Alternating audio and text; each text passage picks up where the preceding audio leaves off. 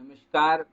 जीवन दर्शन के इस चैनल पर आप सभी का तहे दिल से हार्दिक स्वागत है। मनुष्य होने की नियति क्या है? आप हमेशा सुनते होंगे कि व्यक्ति की अपनी एक नीति और नियति होती है।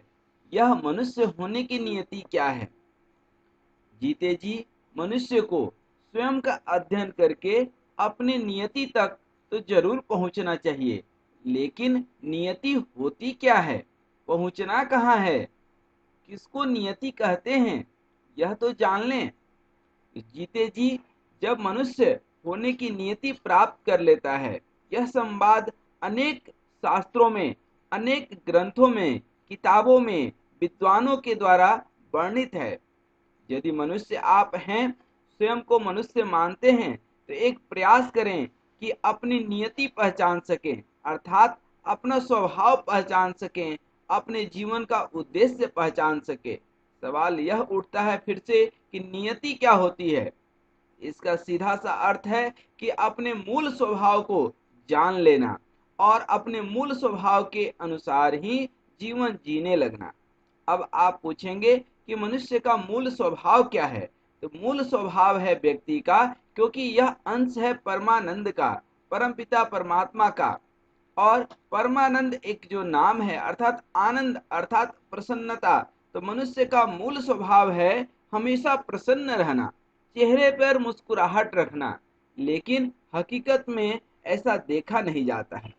प्रसन्नता की स्वभाव रखने वाला मनुष्य प्रायः अप्रसन्नता के साथ ही जीवन जीता है। मूल रूप से यह कहना बहुत ही सरल है, परंतु इसको जीवन में उतारना उतना ही जटिल है। भीतर से आत्मा हमें पवित्र बना रही होती है। आत्मा कहती है कि तुम परमात्मा के अंश हो, परम आत्मा हो, लेकिन बाहर से अपवित्रता ओढ़ लेते हैं और न जाने कितने सारे झंझट पाल लेते हैं। कुछ मौलिक बीज हमारे भीतर हैं, उसको हम अंकुरित नहीं होने देते हैं, तो अपनी नियति को कैसे प्राप्त करेंगे? आज की भाषा में कहें तो मनुष्य सफलता के साथ शांत नहीं रहता है। शांत रहना ही मनुष्य की नियति है, अर्थात धैर्य को पालना, क्योंकि मनुष्य के पास अनंत शक्ति है, अनंत सफलता उसके अंदर समाई है, पूरा साम्राज्य उसी का है, परंतु वह छोटी छोटी सफलता देख करके, पा करके अपनी आपा खो बैठता है। यह नियति नहीं है।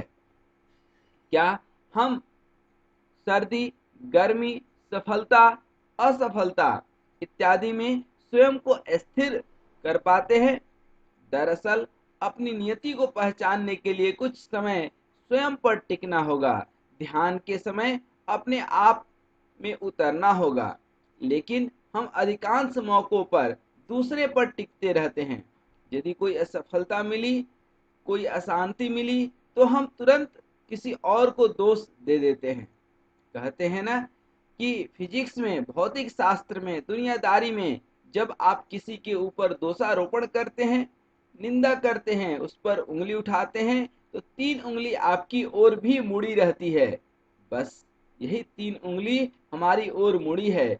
इस पर हम ध्यान देंगे तो पाएंगे कि जितना दोषी दूसरा है, उतने ही आप भी दोषी हैं। स्वयं का अध्ययन करिए। स्वयं का अध्ययन ही स्वाध्याय है और यही अध्यात्म है, अर्थात अपने आत्मा का अध्ययन करना।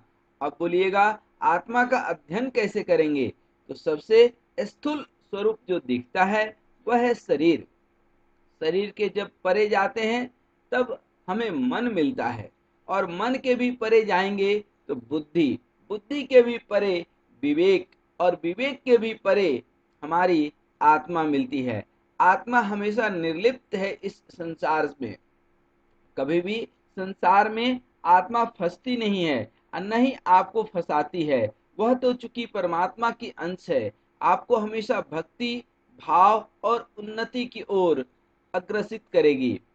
मनुष्य का जो मूल स्वभाव है, उसके लिए आत्मा प्रेरित करेगी, अर्थात प्रसन्नता के लिए, हमेशा मुस्कुराहट के लिए प्रेरित करेगी।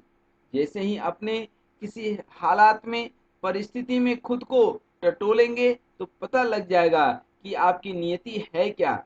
और आपकी नियति है शांत रहना, प्रसन्न रहना, हमेशा खुश रहना।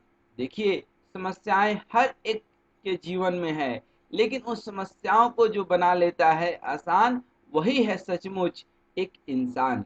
इसलिए आइए आज से हम संकल्प करें कि हम अपने स्वभाव को, हम अपने मूल स्वभाव को जरा पहचानें।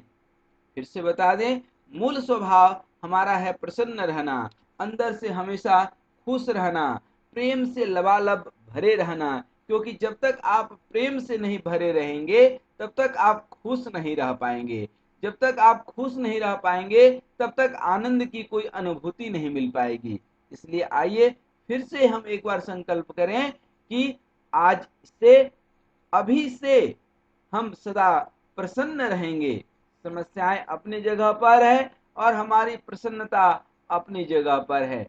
इन्हीं शुभकामनाओं के साथ मैं आपका शुभचिंतक जितेंद्र पांडे नमस्कार करता हूं, साधुवाद देता हूं। आइए सदा स्वस्थ रहिए, मस्त रहिए और मुस्कुराते रहिए।